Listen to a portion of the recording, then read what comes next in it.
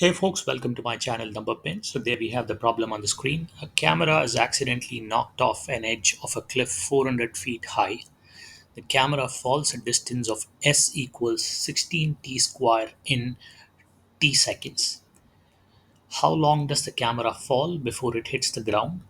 What's the average velocity with which camera falls during the last 2 seconds? What's the instantaneous velocity of the camera when it hits the ground, right?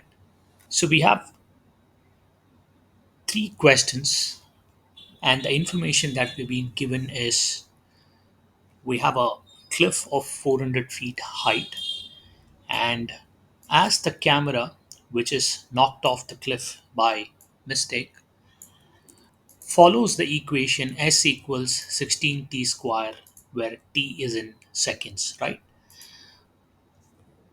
So I know that as the camera falls through, my velocity can be written as ds by dt, which is nothing but my rate of change of distance. And as I differentiate that on either side, I get 32t on the right hand side, right? So at any point of time, I know that my velocity is given by the equation 32t, right? Now let's come to the first question. How long does the camera take before it hits the ground, right? So for that, we need to know what's the distance that the camera is traveling, right? And that information we have because that's the height of the cliff and we are dropping the camera from the cliff, right? So I need to figure out what's the total time taken by the camera before it hits the ground, right? When the camera hits the ground, right, I know that the total distance traveled by the camera is 400, and if that is dependent on the time t through the equation 16t square, then I can comfortably equate 400 equals 16t square at the time when the camera hits the ground, right? This is when the camera hits the ground, right? Remember that because the height of the cliff is 400 and you're dropping the camera from the cliff, right? So that leaves me with t square equals 400 by 16, which is nothing but 25, right? So if my t square equals 25, my t being time in seconds, it cannot take a negative value. So I know that the camera takes 5 seconds to hit the ground. Indirectly, the camera travels a distance of about 400 feet in 5 seconds, right? So my answer to question 1 is 5 seconds. And then let's come to the next problem, which is where I need you folks to think through a little bit. What is the average velocity with which the camera falls during the last 2 seconds, right?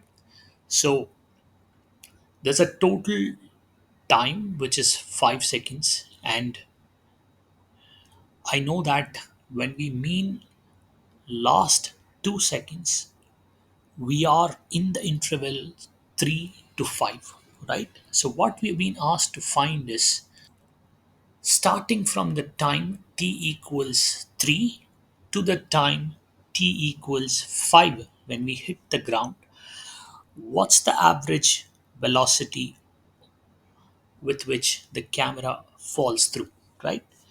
And I know that my velocity is given by the equation 32t, but this is the instantaneous velocity, right? This is not the formula for average velocity. And of course, the point to note here is ds by dt equals v, which is your 32t, is a linear equation. And whenever we've been asked to find average velocity in a specific interval, in this particular case, it is 3 comma 5, right? let's write that in the interval of last 2 seconds, which means it is in the interval 3 to 5, is given by, I know that the rate of change of distance is your velocity. And whenever I've been asked to find average velocity in a particular interval, which in this case is 3 comma 5, the way I go about solving this is s of 5 minus s of 3 divided by my 5 minus 3, which is nothing but your 2, right? Now I have my s of 5, I have my s of 3, right? And all it takes is a simple substitution into this particular equation, right? So let's go to the next line. And I know that my s of 5 is not too difficult, right? So my average velocity will be, my s of 5 is nothing but 16 t square, which means it is 16 into 5 square, which is your 400. Okay. And then my s of 3 is nothing but your 16 into 3 square, which is nothing but your 16 into 9, which is your 144. And then I have it divided by 2, right? And let's take a minute to calculate this. I know that my 400 minus 144 is 256, and that divided by 2 is your 128, right? So I have the answer for the average velocity, which is 128 feet per second, right? That's my average velocity, and I want you folks to spend a few minutes here.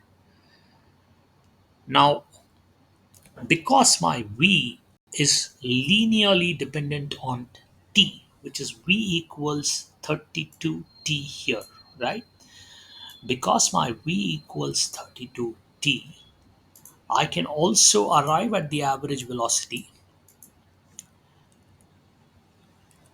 in an alternate method. And what's that alternate method, right? When t equals 3, my v of 3, which is my instantaneous velocity at t equals 3, comes to 96 feet per second. Okay. And then my v of 5, which is my instantaneous velocity when I hit the ground, is 32 times 5, which is your 160 feet per second, right?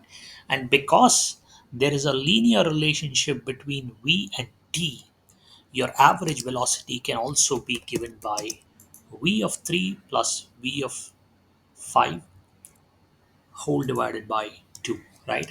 And by the way, this also gives you the answer for the instantaneous velocity, right? That's the answer to our third question. So my v of 3 plus v of 5 is nothing but 256. That divided by 2 again gives me 128. That's an alternate method of arriving at your average velocity, right? My third question, which is nothing but what is the instantaneous velocity when it hits the ground, right? I think we already calculated that, which is nothing but your v of 5, which is your 160 feet per second, right? So let me highlight all the answers. My third answer is 160 feet per second. My second one, which is my average velocity, is 128 feet per second.